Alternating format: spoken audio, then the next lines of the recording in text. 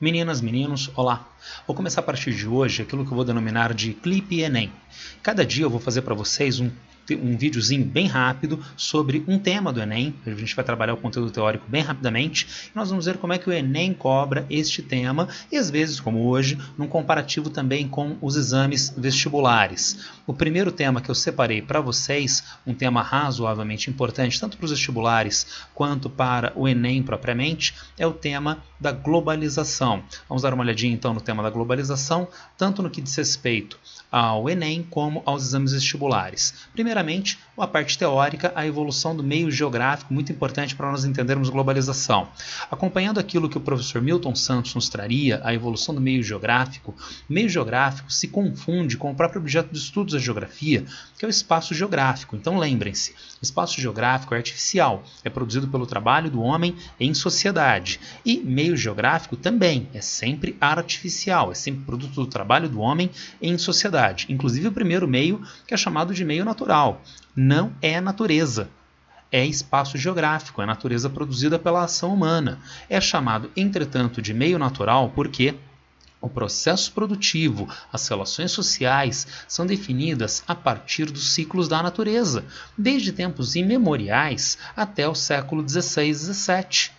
Vamos pensar sociedades antigas agrícolas, tem atividade produtiva, tem relações sociais, tem cultura, tem religião, mas tudo isso talvez esteja enraizado em processos, em procedimentos que têm um período vinculado aos ciclos da natureza. O período de chuva, plantio, a safra, a oferenda a um determinado deus na safra, que é uma determinada estação do ano, e assim sucessivamente.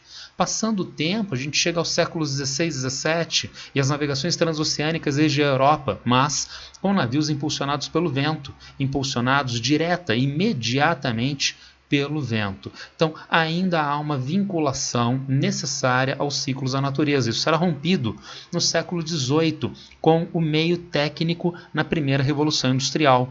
Agora, com o motor a vapor, há um distanciamento das atividades humanas frente aos ciclos da natureza. Lembrem-se, a natureza sempre é necessária, mas o trabalho humano é que vai intermediar esta relação. O vento do navio à vela do século XVI é a fonte de energia imediata. Agora não, o trabalho humano vai colher, vai obter a fonte de energia que vai ser armazenada na embarcação para a alimentação do motor a vapor, criando, portanto, um distanciamento do homem frente aos ciclos da natureza. Hoje, entretanto, nós não estamos mais no velho meio técnico. Desde a terceira Revolução Industrial, nós estamos no meio técnico, científico, informacional. Ele é meio técnico como o anterior, mas ele intensifica esse distanciamento do homem frente aos ciclos naturais. Mas ele também é científico, porque ele demanda ciência na produção dos objetos.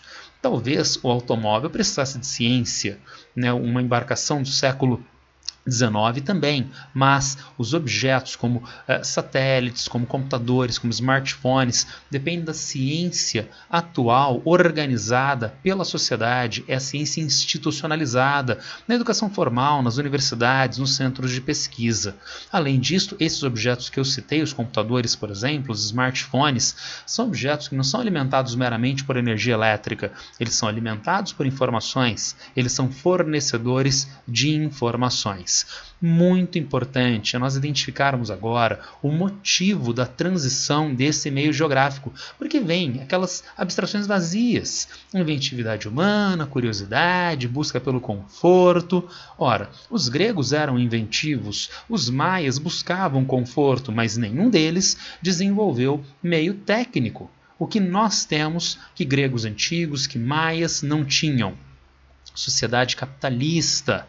É a sociedade capitalista que motiva o desenvolvimento, a transformação desse meio geográfico, porque o tempo do capital não é o tempo da natureza. E daí a ideia de controle sobre o tempo, sobre o meio à nossa volta, que não é um controle que o homem exerce por ele próprio, mas para necessidades de uma economia capitalista. Se isto é uma síntese do meio geográfico do Milton Santos, vamos dar uma olhadinha como os vestibulares tratam do tema? Primeiro nesta questão da Unesp em 2016. Aquilo que hoje chamamos globalização esteve na mira da classe capitalista o tempo todo. Vamos ver o que David Harvey quer, né, dessa questão da globalização. Se o desejo de conquistar o espaço e a natureza é uma manifestação de algum anseio humano universal ou produto específico das paixões da classe capitalista, jamais saberemos. O que pode ser dito com certeza é que a conquista do espaço e do tempo, assim como a busca incessante para dominar a natureza, há muito tempo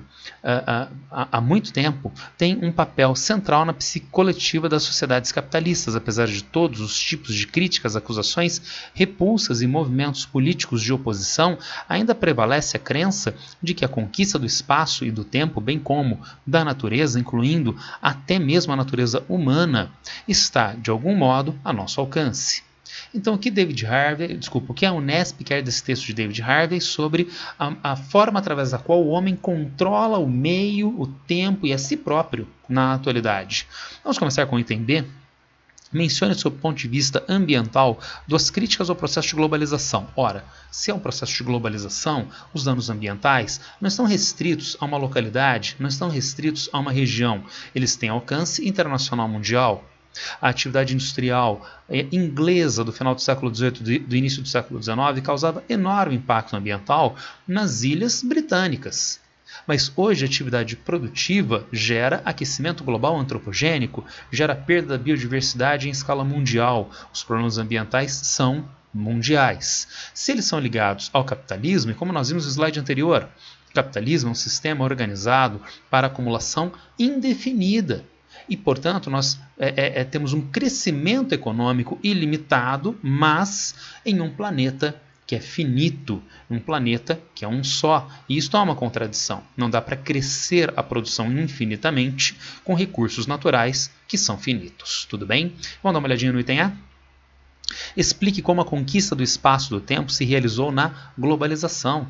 Para responder a este item A da Unesp de 2019, então nós precisávamos essencialmente do slide anterior, a transformação do meio geográfico segundo necessidades do capital, que são o que é fortemente trabalhado aqui no texto do David Harvey, tudo bem? Então o slide anterior é basicamente o nosso item A. Mas será que o Enem vai exigir este grau de profundidade? Vai ter esse formato para trabalhar o tema da globalização e do meio geográfico? Vejamos.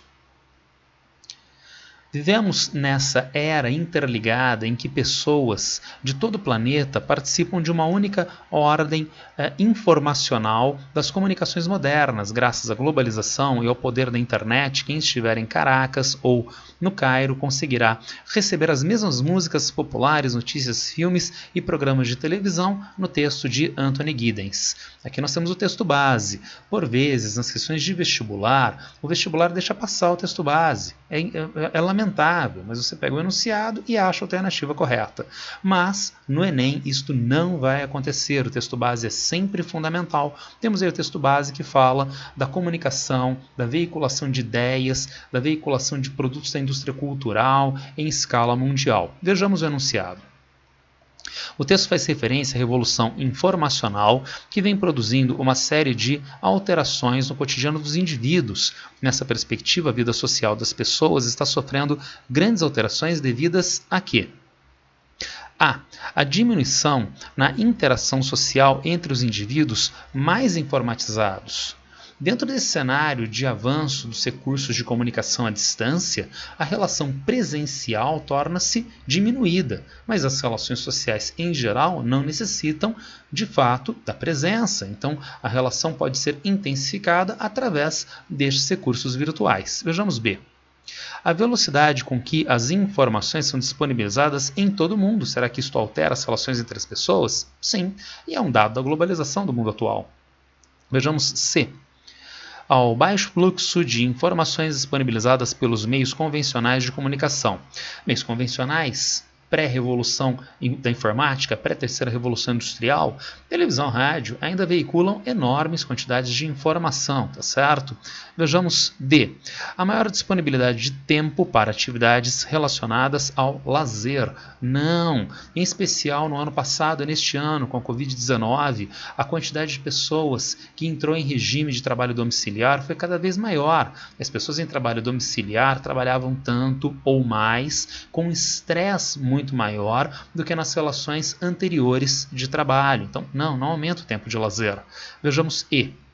Ao aumento nos níveis de desemprego entre os mais jovens. Sim, uma característica dos países industrializados do mundo ocidental em especial. O desemprego de jovens e jovens adultos é sempre maior do que o desemprego médio na população economicamente ativa. Então nós vamos marcar a alternativa E. Não, a alternativa A está verdadeira. Mas qual é a alternativa que, através do enunciado, tem a melhor relação com o texto base? Mudança no cotidiano das pessoas. E o texto base está falando da veiculação de informações. Portanto, a alternativa B, a velocidade de disponibilização dessas informações em escala mundial. Tudo bem? Era isso que eu tinha para passar para vocês hoje. Se alguém ainda tiver alguma dúvida, algum problema acerca desse tema ou de qualquer outro, por favor, me acessa nas redes sociais. Abraço para todo mundo, boa sorte!